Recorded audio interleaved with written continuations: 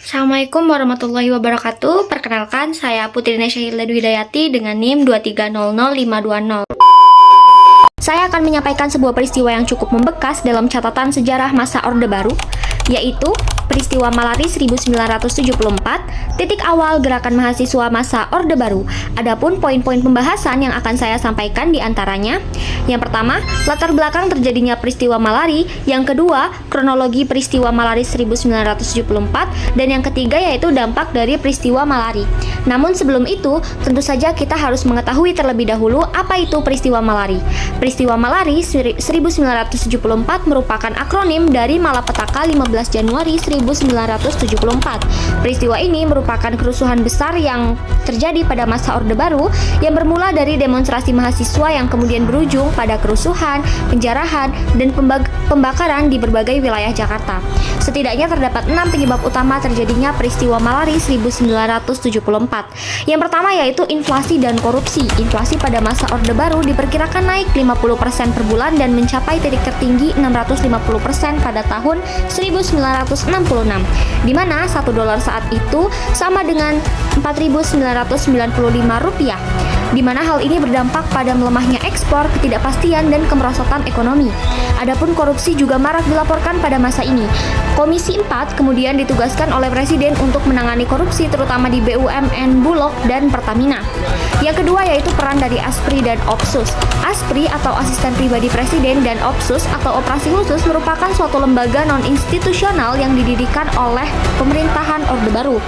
OPSUS didirikan dan diketuai oleh Jenderal Ali Murtopo yang merupakan seorang jenderal yang cukup dekat dengan Soeharto. Beliau lahir di Blora 23 September tahun 1924. Kedekatan ASPRI dan OPSUS dengan Presiden dianggap berpengaruh besar terhadap kebijakan-kebijakan yang diambil oleh Presiden dan dianggap melebihi batas formal jabatan mereka. Hal ini juga berakibat pada rivalitas dalam lingkaran kekuasaan karena kecemburuan pejabat lain terhadap ASPRI dan OPSUS. Hal ini dapat terlihat dari perseteruan antara Ali Murtopo dengan Jenderal Sumitro yang merupakan seorang Pangkopkamtib yang juga merupakan wakil Panglima ABRI. Beliau memiliki nama lengkap Sumitro Sastrodihardjo yang lahir di Probolinggo 13 Januari tahun 1927. Konflik keduanya sering disebut dengan Perang Bintang. Yang ketiga yaitu pembangunan TMI. Titi Hartinah atau yang lebih dikenal dengan Ibu Tin Soeharto adalah istri dari Presiden kedua Republik Indonesia yaitu Soeharto. Ia menjabat sebagai Ibu Negara Indonesia tahun 1967 hingga wafatnya pada tahun 1966. Ibu Tin lahir di Karanganyar 23 Agustus 1923. Beliau mengusulkan pembangunan TMI yang membutuhkan anggaran sekitar 10,5 M. Mahasiswa merasa bahwa usulan pembangunan TMI ini tidak jauh berbeda dengan politik mercusuar gagasan Soekarno pada tahun 1959 sampai 1966 yang juga ditentang oleh mahasiswa saat itu. Yang keempat yaitu penanaman modal asing. Salah satu jalan yang diambil pemerintah untuk mengatasi ketidakstabilan politik adalah dengan penanaman modal asing terhadap Indonesia. Kemudian muncullah Undang-Undang Penanaman Modal Asing Nomor 1 Tahun 1967 yang dimaksudkan untuk membuka perekonomian dan menggiatkan kembali usaha swasta. Amerika dan Jepang merupakan dua negara yang memiliki nilai investasi terbesar saat itu. Konflik internal militer merupakan penyebab yang kelima terjadinya peristiwa Malari. Ketidakpuasan bahkan perpecahan dalam kalangan militer, khususnya Angkatan Darat, juga disebabkan oleh kenyataan bahwa pemerintah Orde Baru lebih memberikan kedudukan dan kesempatan kepada perwira-perwira Jawa Tengah, sehingga perwira-perwira yang berasal dari Korps Siliwangi di Jawa Barat dan Korps Brawijaya di Jawa Timur merasa kedudukannya tersisihkan. Hal ini menunjukkan adanya praktik nepotisme dari Presiden Soeharto yang pada saat itu menjabat sebagai presiden, di mana presiden saat itu berasal dari Jawa Tengah. Soeharto lahir di Yogyakarta pada tanggal 8 Juni 1921. Yang terakhir yaitu pengaruh demonstrasi Thailand. Demonstrasi mahasiswa yang terjadi di Thailand pada Oktober 1973 memiliki pengaruh signifikan terhadap gerakan mahasiswa di Indonesia yang kemudian memuncak dalam peristiwa Malari pada Januari 1974. Demonstrasi di Thailand tersebut dikenal sebagai pemberontakan 14 Oktober atau Hari Kesedihan Besar. Demonstrasi ini dipimpin oleh mahasiswa yang menuntut reformasi politik dan berakhir dengan jatuhnya rezim militer yang telah berkuasa selama selama bertahun-tahun. Pembahasan yang kedua yaitu mengenai kronologi dari peristiwa Malari tahun 1974. Yang pertama yaitu adanya pemberontakan terhadap pembangunan TMII, di mana saat itu dibentuk Gerakan Penyelamat Uang Rakyat dan Gerakan Akal Sehat. Lalu ada pula kerusuhan anti Cina di Bandung yang terjadi pada tanggal 5 Agustus tahun 1973 yang bermula dari pemukulan pribumi oleh orang Cina. Peristiwa tersebut memicu kerusuhan dari masyarakat lokal sehingga banyak toko, pabrik, dan rumah milik Tionghoa yang rusak. Yang ketiga yaitu petisi 24. Petisi ini dibacakan oleh Hariman Siregar, seorang mahasiswa kedokteran UI yang menjabat sebagai ketua DMUI. Petisi tersebut berisi tentang ketidakpercayaan mahasiswa terhadap trickle down effect yang dibacakan di Taman Makam Pahlawan Nasional Kalibata.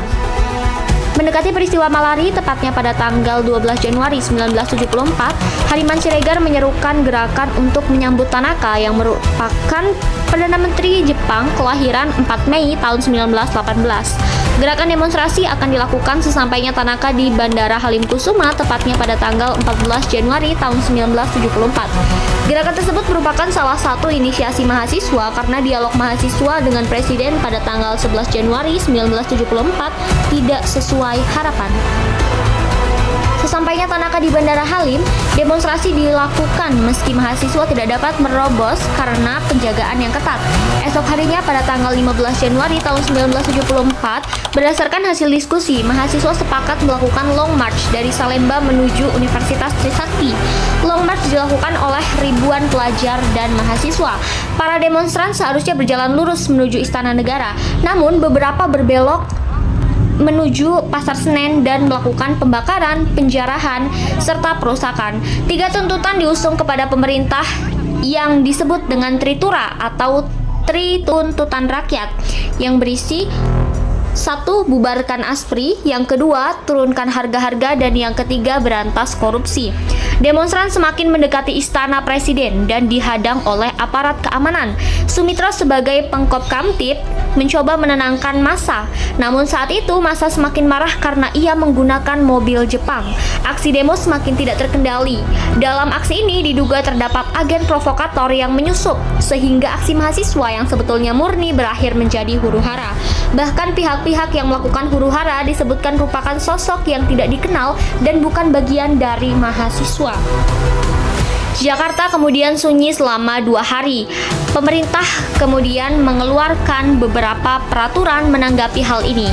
Yang pertama yaitu pembatasan terhadap mahasiswa atau dikenal dengan NKK-BKK atau singkatan dari Normalisasi Kehidupan Kampus atau Badan Koordinasi Kemahasiswaan, yaitu sebuah kebijakan untuk menertibkan dan membatasi aktivitas politik mahasiswa di dalam kampus. Mahasiswa hanya diperbolehkan belajar dan mengikuti organisasi di dalam kampus saja. Organisasi di luar kampus dianggap ilegal. Dosen juga turut ditugaskan untuk mengawasi mahasiswa. Yang kedua yaitu pemberedelan pers. Beberapa pers yang dianggap lantang akhirnya dibredel oleh pemerintah. Setidaknya terdapat 12 pers yang dibredel kala itu termasuk Harian Indonesia Raya. Yang ketiga yaitu dipenjaranya beberapa aktivis. Salah satunya yaitu Syahrir. Syahrir divonis hukuman 6 tahun 6 bulan penjara setelah peristiwa Malari. Namun ia dibebaskan pada Desember 1977 sehingga tidak menjalani seluruh masa hukumannya. Dengan demikian Syahrir dipenjara selama sekitar 3 tahun. Begitu juga dengan Hariman Siregar. Sekian video yang dapat saya sampaikan, kurang lebihnya mohon maaf. Terima kasih telah menyaksikan sampai akhir. Wassalamualaikum warahmatullahi wabarakatuh.